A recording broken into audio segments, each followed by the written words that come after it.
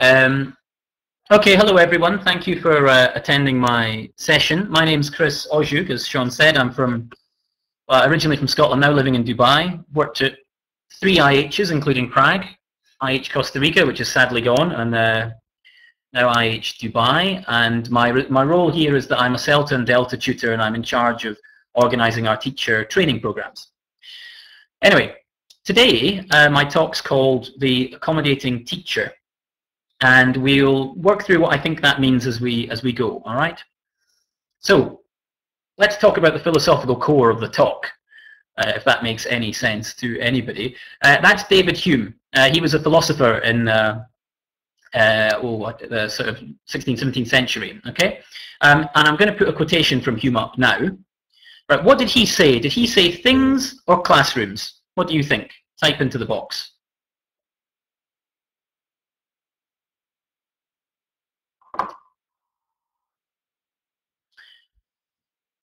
He did. He did not say classrooms because, frankly, David Hume has nothing to do with ELT whatsoever. Who was he?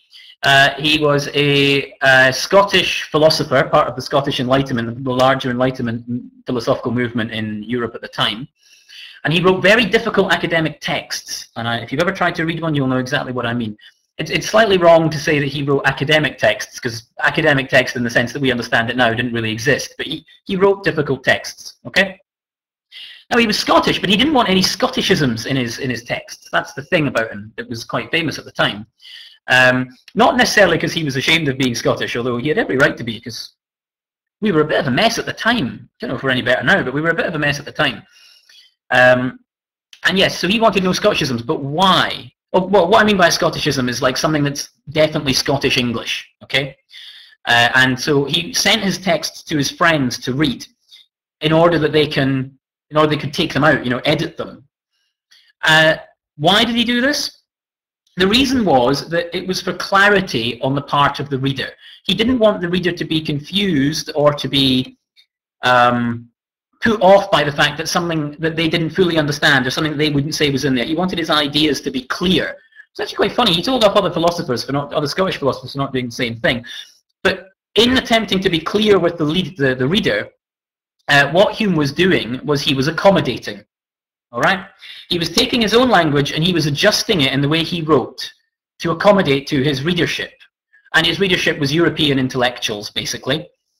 And so they spoke, if they did read in English, they would read a very, you know, sort of standard English. It would not be Scottish inflected. All right?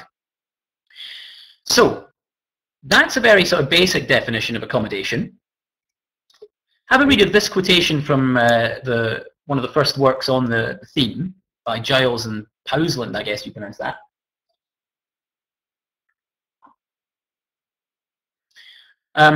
So accommodation then, modify or disguise your persona, all right? It's based on this, it sprung up in the 1970s as an idea in sociolinguistics.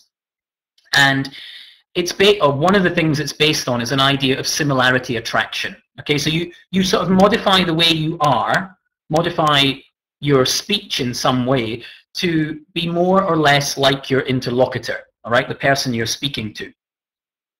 Now, everybody does it. We all do it to a certain degree, but we don't know we do it. It's often very unconscious. For some people, it's a very conscious process, but for some people, it's very unconscious. And every teacher certainly does it in their classroom, okay? Whenever you're teaching, whenever you're in the room, you are accommodating to your learners to a certain degree. And what we're going to look at in this talk is how accommodation as a theory, from sociolinguistics and then moving it more into ELT, and how we can sort of redefine it in a very general way for what we would do or what we do in our classrooms and how we make classroom decisions. Okay, so to further give a further example of accommodation so that it's clear, being Scottish myself, when I go to Scotland, my accent changes. It changes audibly to me. I become more Scottish, right? I'm sure you've all had exactly the same thing when you go home, if you do live abroad. I become more Scottish when I'm at home because I'm wanting, I assume, subconsciously, to be like the people I'm around or to speak the way that I perceive the people around me are speaking. I want to fit in. I want to be part of the Scottish group, if you like. One assumes this is what's going on from the literature.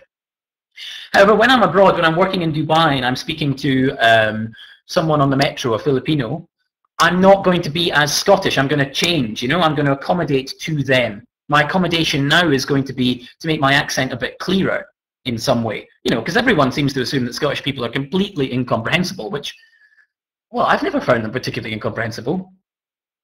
Although, admittedly, I suppose Glaswegians, anyway, we'll leave that in case there's any here. Okay, so that's what accommodation is, basically. Let's put it into diagrammatic form. Similarity attraction. We have this guy here. Let's call him Sticky. We'll call him, that's the worst piece of improvisation ever. Let's call him Sticky. Okay, so Sticky here has, someone else comes into the room. Okay, that's his brother, who we'll call Brian, for want of a better word. Okay, so Sticky and Brian, you can see they're quite similar. So working on an idea of accommodation and similarity attraction, they're going to try and, you know, meet in the middle. They're going to try and accommodate how they're speaking for each other. Yeah. So one's going to go in, and the other's going to go in, and then look what's going to happen. Sticky and Brian, well, Sticky it seems is going to say hi, and Brian's going to be there, and everyone's going to be happy, and they're mutually accommodating to each other. Okay, they're trying to they're modifying what they do to be more similar in a certain way. Okay. However, it's not as simple as that, obviously, because nothing ever is. Which is to say, there's two kinds of accommodation. One is convergence, and the other one is divergence. Convergence and divergence. Read 1 and 2 there, and decide which one do you think is convergence, and which one do you think is divergence. Just type it into the box.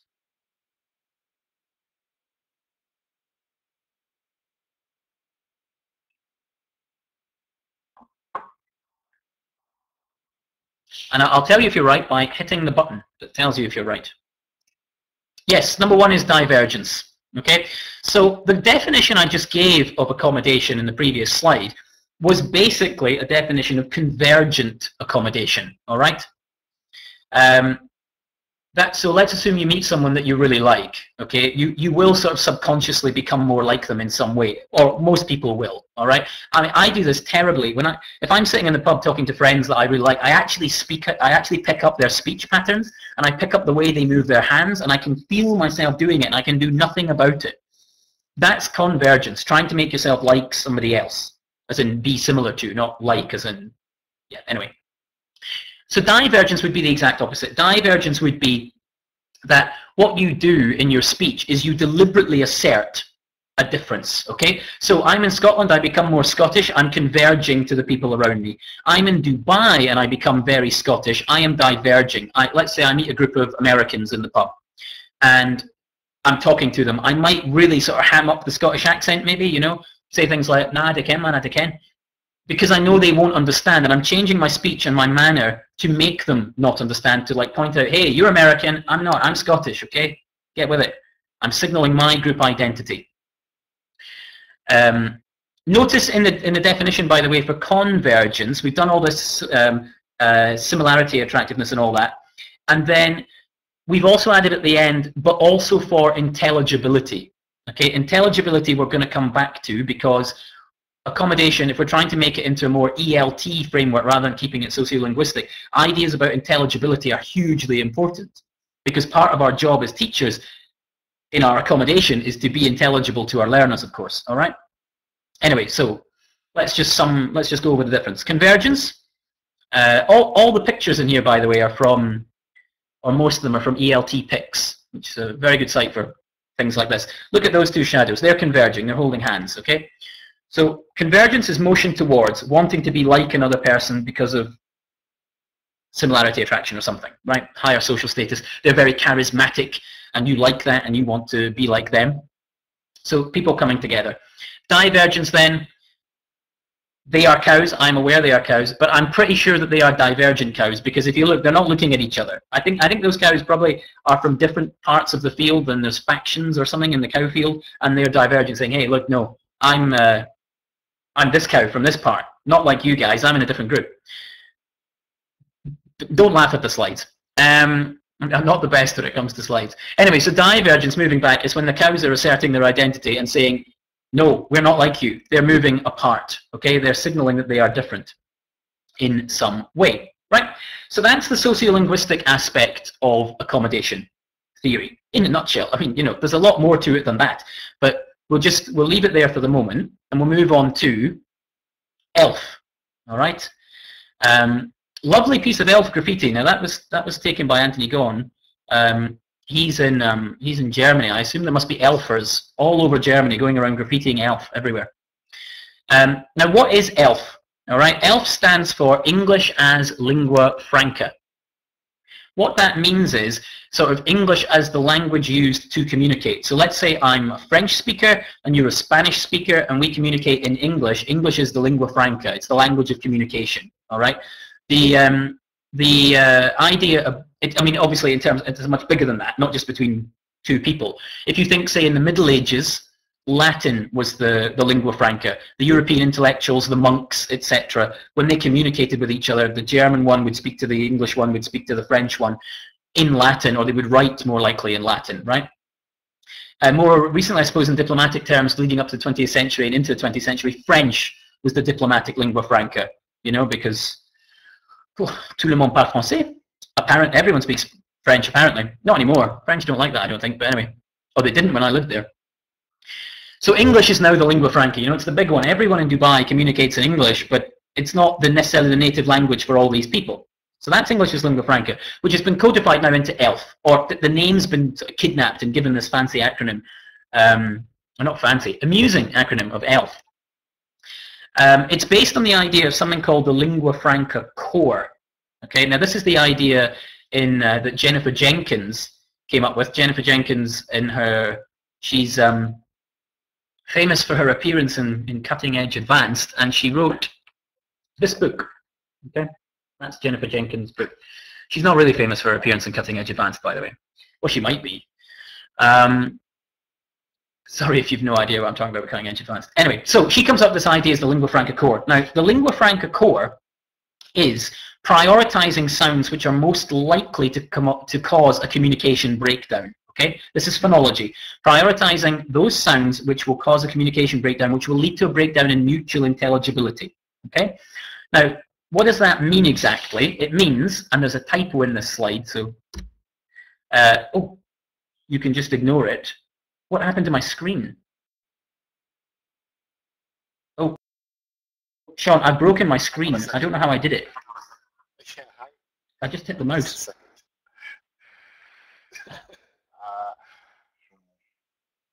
Hang on, everybody. I've lost his talk completely.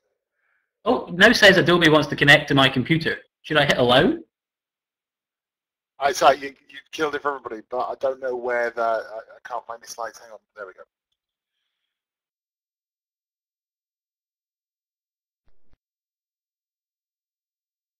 I didn't do anything. Anyway, back to this.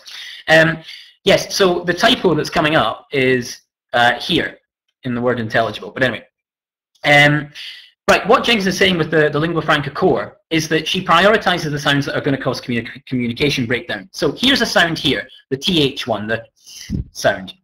And what Jenkins says is that there's no point in prioritizing this sound, okay? No point whatsoever, because this sound is basically intelligible almost regardless of how it's pronounced in the sounds that tend to replace it, okay? So there are varieties of English with native speakers, native speaker English. I know I've used the term native speaker. Jenkins would not be happy with that, but for simplicity's sake, we're just going to go with native speaker. So let's take Irish English, where think might be pronounced more as tink, and let's take London English, where it might become more think. Okay, so if it's pronounced in those ways, if the t, the z, etc., if they substitute for the th, the point is that nobody's going to understand. No one's going to misunderstand. Okay, that's what she's getting at. So she would basically argue, I guess, that there should be very little time spent in the classroom on working on that sound, because if it's mispronounced, it doesn't matter. If the goal of most adults when they're learning English is to communicate effectively, to be intelligible, then why does it matter if they mispronounce this individual sound? All right. She then talks about focusing on other phonological features that are teachable. All right. I'm not going to go too much into that. She's got a big thing about the difference between recognition and production, and what's teachable and what we shouldn't focus on. All right. Now, where accommodation comes into this is she argues in her book that phonological accommodation, note in our definition before, we said that it was important to have intelligibility in our definition of convergence, right? Jenkins says the same, and Jenkins says that accommodation strategies can be taught.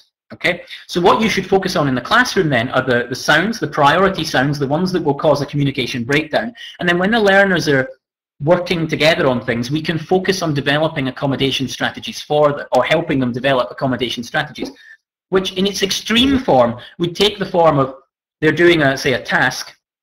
The idea is communication. The idea is successful communication. Okay, so because it's successful communication, where there's a breakdown, the learners are much more likely to want to fix that breakdown. Now, as the breakdown is often caused by phonological issues, she would argue, or she says, that we can help the learners develop strategies to accommodate to each other.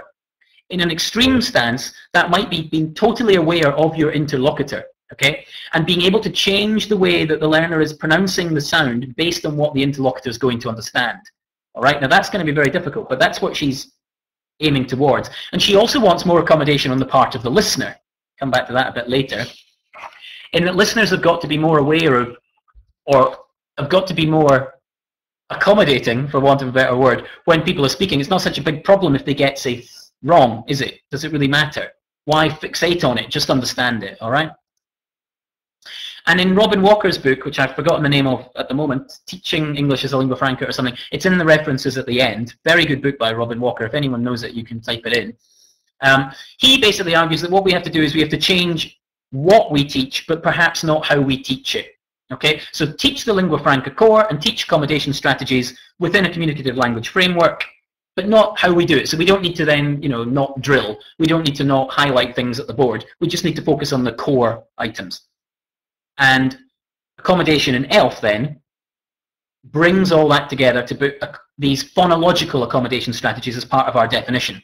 So let's reconsider our definition of accommodation now.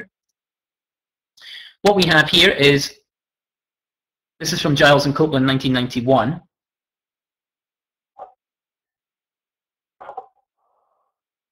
Okay, so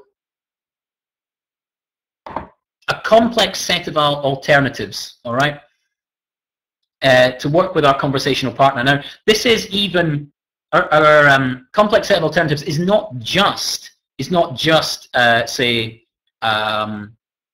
modifying our speech. It can also be paralinguistics, things that are not spoken but are also part of linguistic communication, or part of communication. So, for example, it can be holding someone's gaze. The longer you hold someone's gaze, the more likely you are to be interested in what they say, right? You might start moving your arms around a lot. You might, change the way the pauses are. Added to with Jenkins here, as she includes speech rate, pauses, speech rate, how fast you speak. Notice I'm speaking very, very fast, so my elementary learners, if they're in the audience here, are struggling. Where you put the pauses in what you say, the actual length of what you say, like how long your individual utterance is. Also then pronunciation features, and she adds the smiling and gaze idea. Okay, now to that I'm going to add content, the word content. Content, what I'm saying is we've got this idea, we're modifying our speech. Jenkins then says we've got paralinguistic features, non-vocal features, smiling and gaze, pronunciation. And I'm also going to argue in ELT that content is massively important. I think it's massively important to accommodation anyway. It's not mentioned by Giles and Copeland here, although they do say at some point, in not the 1991 work, in the 1979 one, that, say, an expert in their field is more likely to change the way they speak to a non-expert, i.e. they'll use less jargon, less terminology, so that the person who has less expertise will understand. That's a form of accommodation, okay? And that's sort of changing the content of what they say. I'm going to add content to it in the sense of what you're talking about. I mean, like actually what you're talking about. As in, like, have you ever met, what are they called? Have you ever met a mansplainer? A mansplainer. It's a great new word. It's a blend word of man and explainer, yeah, put together. A mansplainer is the type of guy that just, Ibrahim, yes, it also is, but we'll come back to that. A mansplainer is the type of guy that just talks to you. You know, a man who has to explain everything to you. I used to live with one. His name was Watik, and he was from Algeria, and I've lived in France and the Czech Republic, you know, and I'm from Scotland, so I've lived in the UK, and he used to love explaining Europe to me. He used to tell me all about Europe and all about the UK, and he'd say, it's this, and I would say, Watik, it's not. It's just not. You're wrong. You've never been. And he'd say, yes, it is, yes, it is, yes, it is. He was explaining it to me all the time. He was not taking me, his listener, into account in his content. He was not accommodating the content of his talk to me. For some reason, I think men are much worse at this, but I could be wrong. Okay, so anyway, that's accommodation now defined for us. What on earth does that have to do with ELT, really, or our classroom practice? How can we apply these ideas? Type some things into the box about how a knowledge of accommodation, as I've defined it, convergent accommodation, might influence what you do in the classroom. Just put some ideas in there.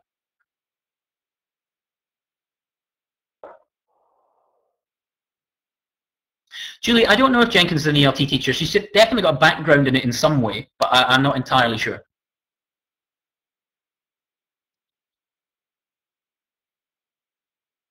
If you're interested in checking out accommodation, in the client, I'll type it later because you're all going to type in. I'll type a web address of an interesting blog that you can look at. Yes, certainly. Language grading is going to be massively important, isn't it? Yeah.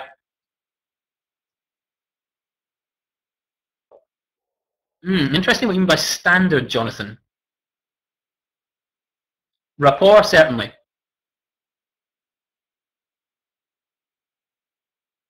Well, I mean, is she stating the obvious, Julie? There's a lot of people who are very, very, very resistant to Jennifer Jenkins' ideas, because what she's basically saying is that instead of teaching a standard, instead of teaching RP pronunciation, as all the course books have in them, instead of teaching, say, General American, you should teach ELF. That is, you should focus on the lingua franca core, all right? So if your learners make errors with, notice I said error, problematic term there. If learners pronounce think as think, forget it. Don't focus on it. Just don't bother. Yeah, there you go. Sean doesn't like her ideas. I'm not saying, by the way, I do. I'm just saying where accommodation is going and or the most recent application of it to ELT. Yes, you do, Sean, but I'm not sure every Chinese learner does. Anyway, how can we apply these ideas? Here's some ideas. They'll massively impact on material selection, on language grading, as was said. What we choose to teach as pronunciation, what we choose to correct as an error. I mean, yeah, third person S, anyone? You know, does anyone correct that? I mean, maybe you do, it's up to you. But for Jenkins, if she was talking about grammar, she'd tell you not to bother. The role of you as a teacher when you're accommodating to your learners, you're no longer going to be directly at the front, you know, dictating, are you? You're going to be in amongst them and all of that. Assessment, what are you assessing them on? Standard assessment or what's been covered in the classroom? Who knows? If you accommodate to them, you're gonna change that. The selection of what you're going to teach grammar-wise, Lexis, obviously, it will impact on teacher training. It really will, in terms of, you know, what would an accommodated CELTA be? Perhaps what Anthony Gaughan is, I hope I pronounced your name right, Anthony. Perhaps what Anthony Gaughan is doing is a more accommodating CELTA. I don't know. You can go look up, he's got, what's it called? It's not teacher training, it's Teacher Training Unplugged. Yeah, he's got a blog called Teacher Training Unplugged. It's very good. It's applying ideas of sort of dogma and what have you to pre-service initial teacher training. Okay. What topics you choose in the classroom, of course.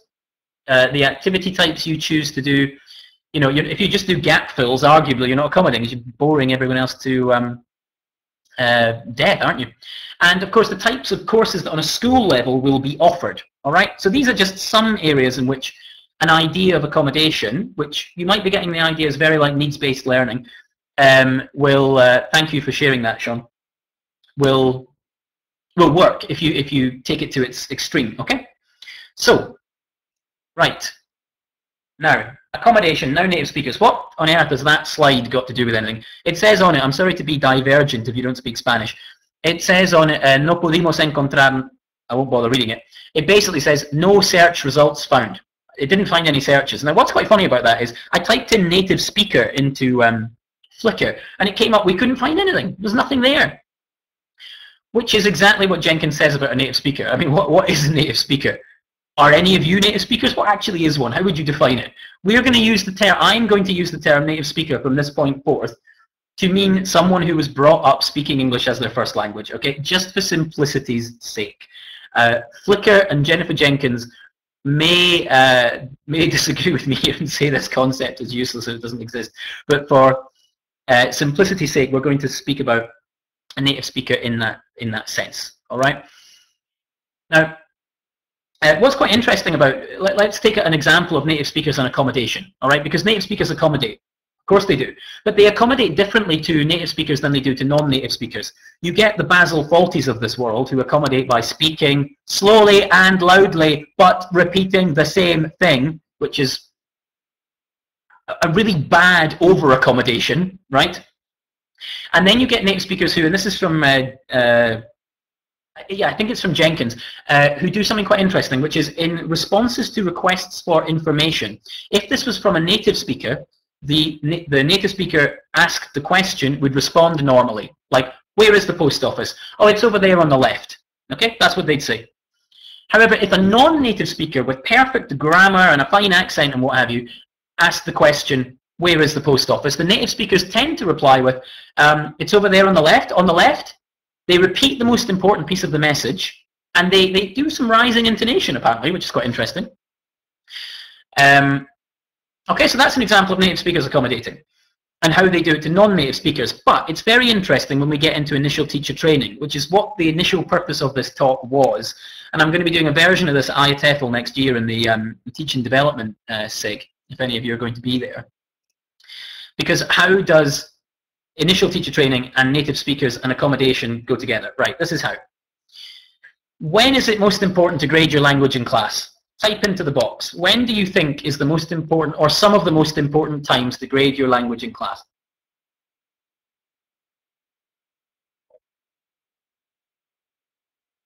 I think you make a very good point, Jimmy.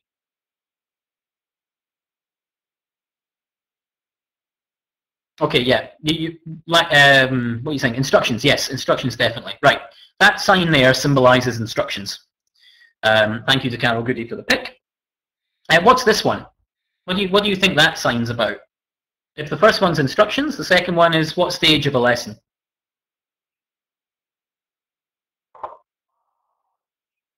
The clue's in the picture, I should say. It's not the best picture, but it's feedback. Okay, so thank you to Sandy for that. When you're giving feedback in a lesson, all right? And the final one, what do you think that's meant to symbolize? 10 points if you recognize the course book.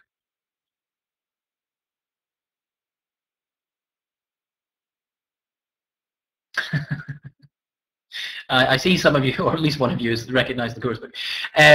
Yes, grammar presentation. I'm calling it grammar clarification, language clarification. Okay, it's very important in language clarification to have graded language, because if your language isn't graded very well, nobody's going to understand you, are they? I'm glossing this, by the way, in that fancy way of bringing in that sentence. Look, I mean, that's technology for you. Even I can do that. Transactional moments of classroom interaction, i.e. a point where in the lesson it's teacher giving students information in some way. Now you can argue that with the grammar one if you want, and there's certain problems with what I said there, but we'll just say for the moment it's fine with the language clarification. In instructions, all right, you need to be teacher giving an instruction. So there's two different ways of interacting in the class, right? There's interaction, and there's transaction, like that. So these transactional moments, your language grading has got to be very, very good. Because if you think about it, in your interactional moments, you've got moments where you can change what you've said, go back on something, and you can sort of sort out any communication breakdowns, okay? Right. I just made up the term transactional moments of classroom interaction, by the way. If it's not an acceptable ELT term, then you can tell me in the box what the real one is. Let's go back to, what did we call them? Brian and Sticky. Right, Brian and Sticky. Here they are again. Accommodation and instructions. Now, we've talked about language grading. And the reason I mention native speakers is because on my initial teacher training courses, when I'm running the CELTAs, I find, thank you, Jimmy, yes, I find that 7.4 out of 10 people on a CELTA course who have problems in their instructions are native speakers. Okay, particularly native speakers who have been in a monolingual environment for most of their lives. If you've grown up in a small town called Dunfermline in the east of Scotland and you've never really interacted with anyone that speaks another language, then it's going to be hard for you to accommodate, right? It's going to be hard for you to know what the accommodation procedures or strategies you can use to communicate with people who don't speak your language as first language are, right? I mean, that's just going to be difficult. You'll accommodate brilliantly to the people around you, but maybe not so much with people who don't speak your language. I mean, to give you an example of that, when I did CELTA years ago, I think my language grading was rubbish. My degree involved English language and linguistics, and I could tell you what a gerund was, and I could tell you about the rise of periphrastic do. Who knew that periphrastic do was even a thing? I'll tell you all about that, but I couldn't grade my language. I had very big problems with that, because, you know, I talk a lot, and I talk very fast. But anyway, coming back to that, accommodation and instructions. So, how can you accommodate to your learners when you're giving instructions? What do you have to do? Right? And what are the strategies that you use as a teacher when you're giving instructions that make your instructions successful? Type some into the box and I'll see if you agree with me.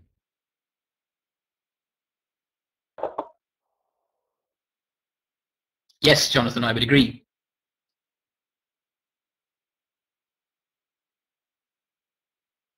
Okay, yep. Oh, using your breath. Wow, Stefano, if you can adjust to their interlanguage, that's pretty impressive. That's actually going to come up in a second. Right, here we go. There's some things. This is what we would take into account when we're giving instructions. Okay, so what you're putting into the box is more or less these things here. So the learner's level, you know, I mean, if they're elementary, your accommodation will be that you will use different instructions, different language to speak to them as you would your advanced students. All right. You make choices. If you're doing this properly in terms of accommodating to your learners, you will make choices in terms of the frequency of lexis that you use, i.e. you're much more likely to use frequent high coverage lexis than you would be to use arcane. There you go, arcane. You're much more likely to say difficult than you are to say arcane, all right? Because you want the learners to understand it, all right? The learner's L1s, why would that be important? Because perhaps if you have a knowledge of the learner's L1, you can change the way you speak, change the language you use in some way to make it more like their L1. And what I mean by that is, if you have a knowledge of Spanish, say, and you're teaching Spanish learners, you might want to say a word like tolerate, okay? Because it's more like tolerar than you might want to say put up with. You see what I mean? I mean, you wouldn't say that in instructions, it's not the best example, but you see what I'm getting at. Complexity of grammar, you want to keep it simple. Yeah, you don't want to have crazy complex grammar, you know, those sort of modal clefts that people do with the elementaries when they're saying, right, what I would like you to do would be, it would be great if you would, it's a bit difficult, isn't it? Where you stand in the room. Now, the reason I've mentioned this is because there's a fascinating part in Jenkins' book when she talks about accommodation, and she only gives it like a sentence, but I think it's brilliant, about, what does she call it? Complementarity. Complementarity, I think. So it's when, say, you've got an interviewer and an interviewee. All right, it's much more easy to be intelligible in this situation because the interviewer is far more likely to ask the interviewee what the interviewee knows about. Yeah, if you interviewed me, you might ask me about ELT because it's something I know something about. Not very much, but you know, more than I know about American football or basketball. If you ask me about basketball, I have no idea. But because I know the questions are coming, because you know my answers are expected, intelligibility goes up. So where you are in the classroom, if you take a central position in the classroom, say, every time you give an instruction, it's like a big sign to the learners that you're creating this idea of complementarity. You're saying, I'm here, this is instructions, okay? I'm going to give you an instruction. The learners are now ready for the instruction, so the intelligibility will be more. Pauses, someone mentioned, where you put them in the sentence and how frequent they are, how long they are. Other ones would include, you know, using your hands, using gestures, mimes, write, listen. Modulation of voice. You are not going to give your instructions as if you have no intonation and no modulation at only one pitch, because that is really boring and no one will listen to you. You're going to signal important points by moving your voice, by doing things with it. People mentioned, I think, adjusting to be slow. Yeah, slowing down perhaps, but still keeping natural, not wanting to Tarzan. Because if you Tarzan the learners, what are you doing? You're over-accommodating in the Basel-Fawlty bad way, right? Getting rid of surround language, which is like the language that goes around the instruction. If you're teaching elementaries, you know, you probably want to use a lot of imperatives like, okay, write in the box. You don't want to say, right, what I want you to know is, that's surround language. Getting rid of that. Cutting down the number of words you've used. And also, possibly, you might use the L1. You know, why not if you know it? Can save a lot of time. And the one that I missed out, I don't know why it's not on the slide, it's meant to be, is pronunciation. You will probably change your pronunciation. You will probably accommodate to the learners in that sense, in that you will probably make your pronunciation much clearer. You will announce properly. Properly. God, ugh, how did that sneak out? Okay, right, so that's accommodation and instructions. All very well, all very good, but what can we do about it, all right? Well, we need to raise trainees' awareness of it, and not just trainees, but we can raise our own awareness of it. Maybe in teacher development sessions in your school, maybe you could try this as an idea for helping teachers become better at accommodating to their learners by doing some of the, oh, I forgot, you're converging. Yes, there you go. It's convergence. That's basically what you're doing if you do all those things. Right, so raising awareness of intelligibility. Notice it's spelt right. How can you do this? Okay, what you can do is you can record candidates and give them a task. Now you can do this for yourself if you're having problems with instructions in your classroom, or if in your classroom, if in your school someone else is saying, oh, my instructions, I'm having problems, I don't understand. Get them to record themselves, and then you can look at it together in a peer, what do you call it, like feedback session.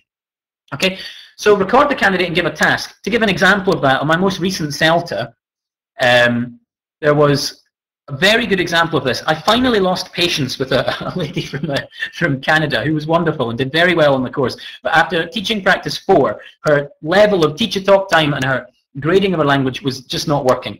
And I lost patience. I recorded her. I recorded her for 4 minutes only. And I sent her it with a task. And what she had to do was she had to listen to it, and she had to write down what she should have said or could have said in place of what she did.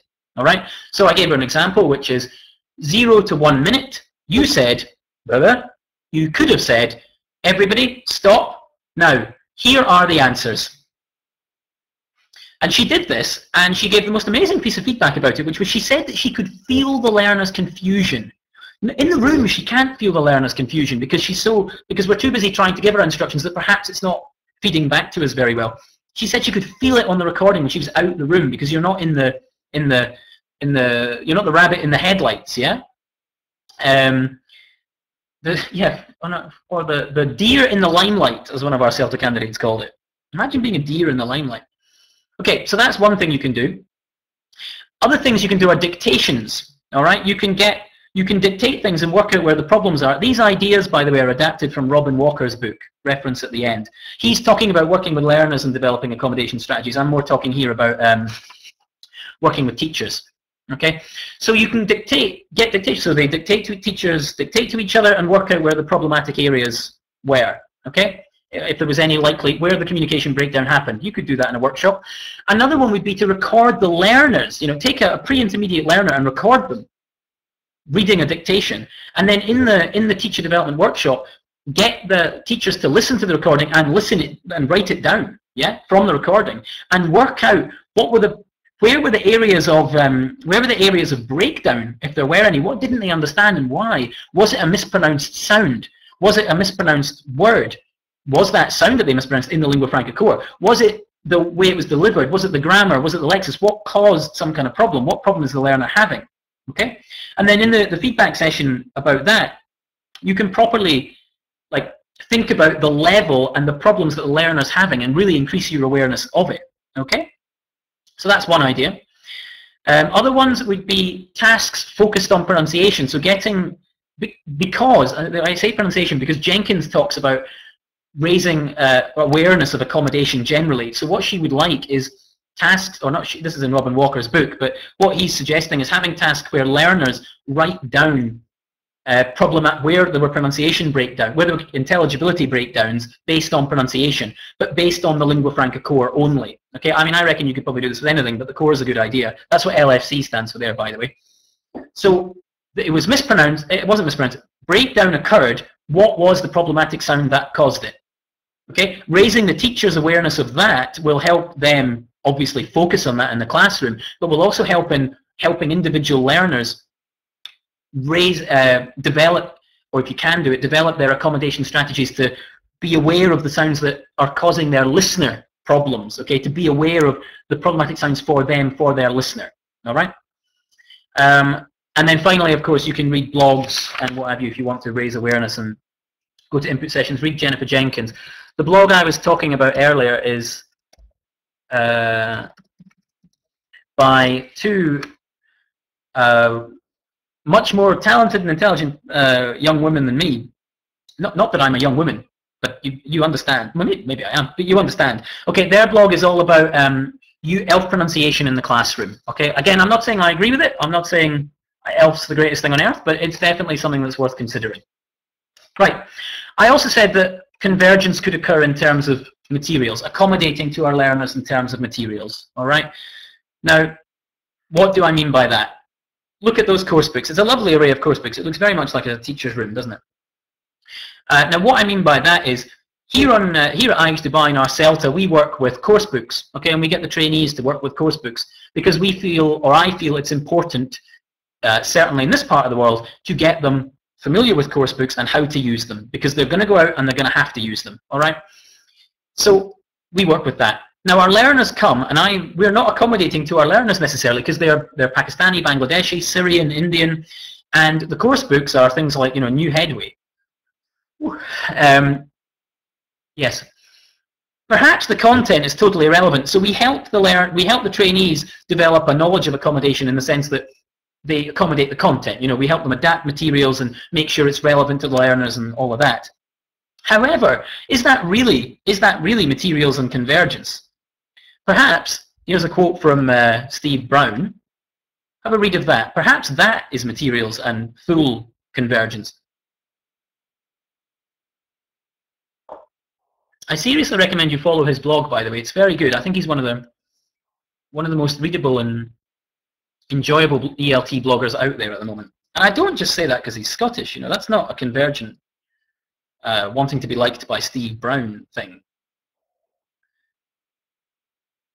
But anyway, notice how in terms of material selection, it's so convergent on the learners that they do it all. I mean, they select it, and well, not they select it necessarily, but it's all for them. They're based in Scotland, right? So that's what he selects, things that are relevant for his in Scotland. Or he gets the learners to come up with their own materials, and everything in it comes from the learners. That's proper. That's full convergence. Okay, you could perhaps say, did I just say this? I can't remember. You can perhaps say that Dogme is the ad extremis of that, if you like. Dogme is something I'm quite interested in. If you want to read more about that, if you're not sure what Dogme ELT is, Scott Thornbury is going to be talking about it tomorrow. Sean loves it; it's his favourite thing. And you can, on my blog, if you go to some of the earlier posts, I wrote about some experiments in Dogme. Okay. Anyway, now what Steve's going on about there, you know, that's not necessarily applicable for all of us. You know, we can't necessarily do that because we have to use New Headway Advanced. But you know, full convergence, I think, would be that. Next slide. Right, another area in which convergence will be important is in our accommodation is the learning context. All right, so have a think. What difference are there between people in Dubai learning English and people in Scotland learning English? What differences do you think there are likely to be?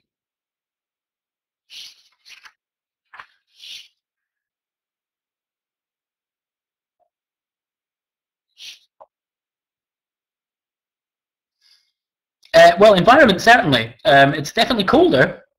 I know that's not what you mean. Proper accommodation to maybe learners in Scotland would be giving them scarves. Okay, yes, you're definitely getting the idea. So let's have a look. There's a sign somewhere in Scotland, courtesy of Carol Goody on ELT Picks, that's not really accommodated very well to your learners, but I don't think it's for them. Right, so in Scotland, there's going to be Scottish people everywhere. The learners are going to meet them, right? So they're going to need to know about Scottish cultural references and things that go on in Scotland, okay? So you're not just going to teach New Headway Advanced. You're going to have to make that applicable to Scotland in some way, right? That's where they live. They've emigrated there. So that might mean a focus on Scottish words in some way, you know? It might mean some Scottish grammar, perhaps. Grammar with a question mark. Is there such a thing as Scottish grammar? Ask your past participles that. They're going to have at least a knowledge of Scottish pronunciation in terms of recognising it, particularly if they live in certain parts of the country. It's a massively monolingual environment. It really is. They're probably going to have native speaker teachers. Most teachers in Scotland are, you know, Scottish. And outside of the L1 community, there's going to be very little knowledge of the L1. Scottish people do not speak Polish. Scottish people do not speak Hindi, except, you know, the Hindi-speaking Scottish ones and the Polish-speaking Scottish ones. But generally, not Doesn't happen. We don't speak Spanish. None of those things. We don't. We just speak English. Scottish English. Right, so that's the Scottish context. And so if you're going to fully converge to your learners, if you're going to fully accommodate to them, all of that is going to, the teaching decisions you make are going to be really based on that, you know? You're going to have to focus more on the Scottish element, all right? And maybe New Headway Advanced, for example, is more applicable. However, here in Dubai, that's a picture I took of Dubai, it really is amazing, isn't it? In the sense of amazes you. I don't necessarily mean good. I really don't mean good, but it's certainly, it looks like, I don't know, a city on the moon. Anyway, right, it's the total opposite. It's got to be one of the most multilingual places on earth. It's arguably an elf environment, if you believe in elf, all right? Everyone is speaking English, but it's not the first language of the vast majority of people. There's no such thing as a standard variety to teach here. It really doesn't make sense to teach a standard variety because, well, what would you choose? Would you bother with third person S? And I say that because, I mean, frankly, nobody else does. You know, when I get in a taxi now, I don't even bother saying too many. There's too many of something. No, too much. Too much traffic. That's okay, but like, too much cars, too much this, too much that. Too many doesn't exist. I don't even bother anymore. You don't need to teach anything Scottish, and indeed, you'd be doing a disservice to everybody if you did. Most teachers will be non-native. Huge influence from Hindi, Urdu, Arabic, and Tagalog. They're all over the place. L1 communities are massive. There must be more Indian people here than there are in India. And I know that's hard, but I think it's possible. It's an English-speaking environment, but English is not the native language, as we said with ELF. Okay, so bearing that in mind, what are you going to teach? If you're going to accommodate to your learners, proper needs-based learning, as I mentioned earlier, you're probably not going to focus and correct them on third-person S, are you? You're just not going to bother because they're not going to use it. Maybe, in an extreme case, maybe you won't even teach the difference between countable and uncountable nouns. Maybe you'll just say informations. Maybe you'll just say too much goes with everything. Oh yeah, think about that. Maybe you will. I'm not suggesting you do. I'm just trying to get you to think about it. Okay? Anyway, that's Dubai and how accommodation would work in terms of the learning context. Right, about 5 minutes of my talk to go. Any place for divergence in ELT. Back to our divergent cows. They're still not talking to each other, as you can see. What about divergence? I've just been making a whole thing about how we need to accommodate to our learners. We need to, you know, put them at the center of what we do and then accommodate to them in terms of the materials we choose, their learning context, the language we use, our language grading. What about actually doing the opposite? What about, you know, in some way diverging from them? Would that ever be a good thing? Irina, you make a very, very good point. And well, Hassim, you probably don't want to teach English here because, again, a lot of speakers aren't Hindi speakers. So, and English might be a variety in its own right anyway, like Singlish and what have you. But anyway, we're moving away from things. Let's see, any divergence. How about when you're demanding high? Now, that's the latest thing in ELT at the moment, demanding high. And is you know, well, in a sense it's actually just common sense, but it's very well what's the word, it's very timely and it's very well put as an argument for actually exploiting what you do in the classroom. And perhaps if you're demanding high, perhaps you want to diverge for a little bit because perhaps you want to make the learners think, you know, perhaps you want to actually start telling them that the sound, they're not pronouncing it, and they should be. Not that they should be, but really highlight on it because they're at least going to have to recognize it and maybe they can't pronounce it. Maybe you want to diverge from them a little bit there just to raise awareness of different things, okay? What about just mixing it up a bit? We've said about these materials and Steve brings in all these great materials and the learners create them. Well, why not just one day bring in something that is totally divergent? Something about the Florida Gulf spill, some authentic text. Why the Florida Gulf spill? I think that's because that's the example I use in CELTA all the time. How about some piece of authentic text that's actually really hard and is really going to challenge them and is actually not really particularly appropriate, but you'll find out how far you can push, for example. That might be divergent. Might be. Or how about if you're just being linguistically provocative? How about when you write, maybe when you're doing feedback on the board and you write your full sentence on the board, how about you just make 5 mistakes in it? That's divergent, isn't it? I mean, how about there's 5 mistakes in there, and you tell them that's the right answer, and someone in the room says, actually, what about that? And then they've got to find out where the mistakes are. That's sort of divergent. You're not giving them the answer straight away. You're forcing them to think in some way. I mean, that's actually a part of demanding high, I would say. Anyway, okay, so you could have a place for divergence, but it's not. I don't think it's going to be a huge place. Next, how about final word, rapport and accommodation? Here's a quote from a very famous celebrity.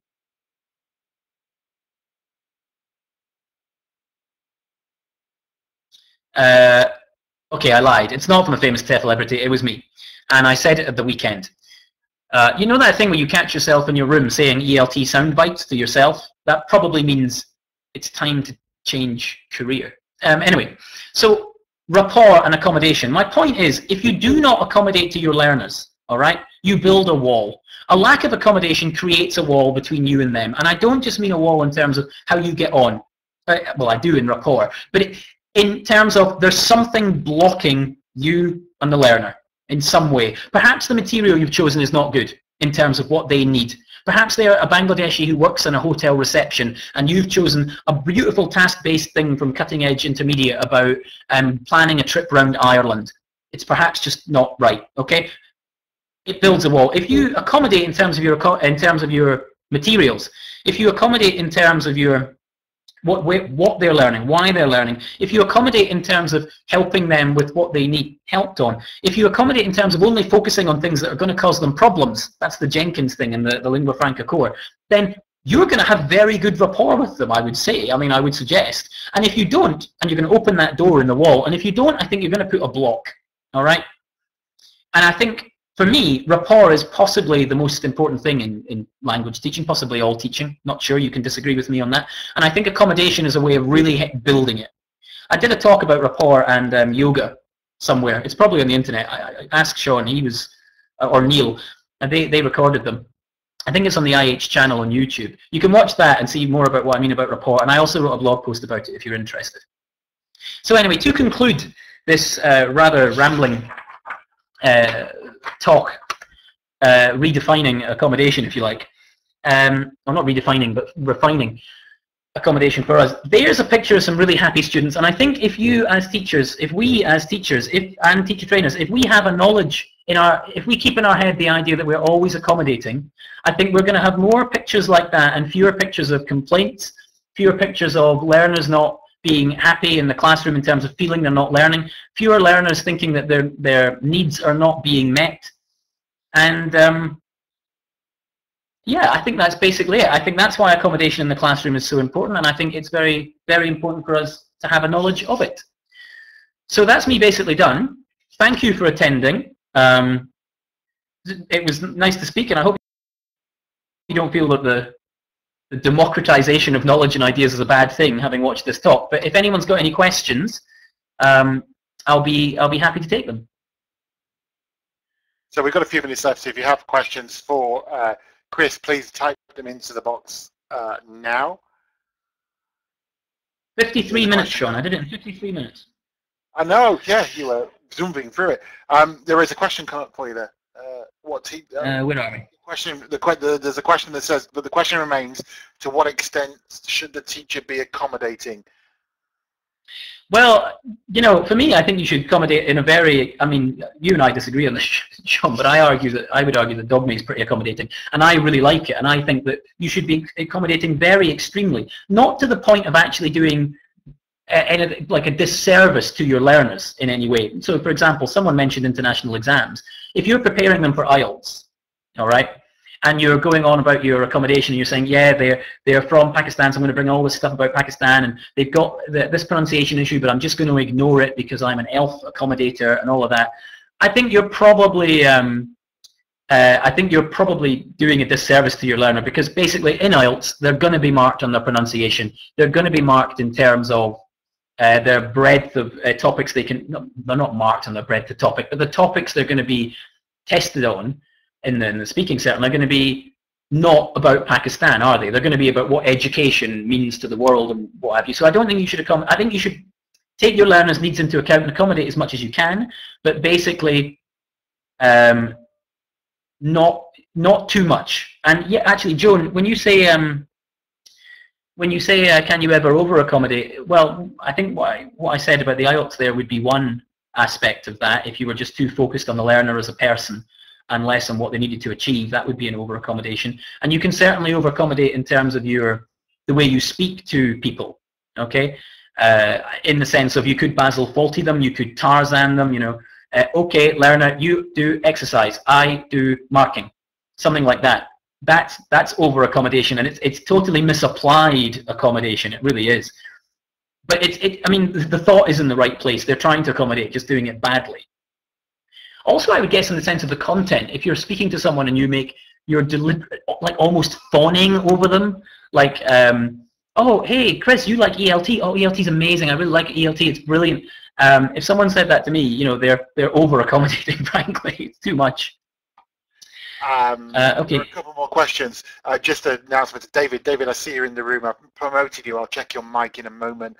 So there was a question about level and accommodation. Wales says, Chris, some students are misplaced in a level and then they're not up to that level. How can a teacher accommodate this? I mean, that's a well, how do you accommodate that? I mean, that's about differentiation if you can, dealing with multi-level. I mean, all groups are multi-level, but this is like an extreme case of multi-level, I guess. Dealing with a multi-level group in the sense of if you can differentiate your tasks, for example, have longer tasks for the more proficient learners and shorter ones for the less proficient, perhaps, or if you can grade your material differently, like maybe if you're teaching in large rooms, say you've got 25 students, you can maybe break them down into groups. So like have 4 groups of 6. And 1 on his own in the corner, I guess. But 4 groups of 6, and group 1's got some work because they're more proficient, and group 2's a bit less proficient, so they've got different work. And you know, that's in an ideal world, and that would be a sort of accommodation to every learner in the room, although it's going to be very hard to do. He followed it up, Chris. Did you see his follow-up comment in the box? He says he means that, like, for example, they don't know the basics of grammar. Well, it depends what you mean by the basics of grammar, I guess. I suspect this is a question that maybe if you hang around in the chat box for a few minutes afterwards, you can. Yeah, no problem. Or if you, sorry, let me move the slides on. These are the references for my talk if you're interested in following them up. The book I was talking about by Robin Walker is the one at the bottom, Teaching Pronunciation of English as a Lingua Franca. So if you're interested in that, Sean, this is going online with the slides, right? Well, yeah, obviously it is. It's being recorded. Yeah. We're recording it. They'll go online. I'll start taking it down now. And Chris, Robin is going to be doing a workshop at the DOS conference, so you can talk about your ideas with him there. You can also contact me on any of those platforms that I put up there if you want to ask. If you've got any more specific questions, if you email me. A few people did that after the last talk. It was quite good. The last talk that I did for IH, I mean. Brilliant.